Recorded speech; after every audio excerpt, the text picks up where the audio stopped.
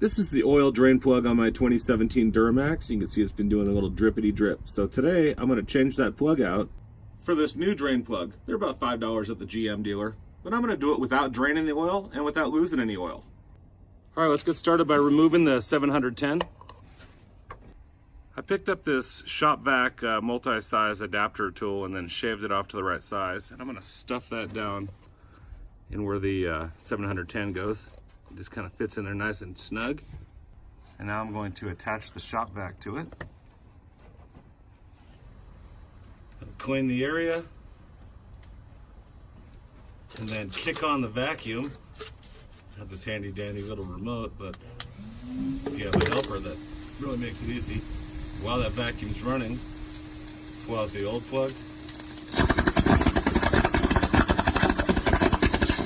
And pop in the new plug. Good to go. This is what happens when you turn off the vacuum while it's plugged up.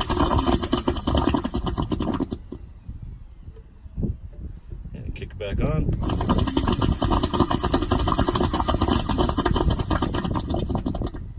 Pretty slick.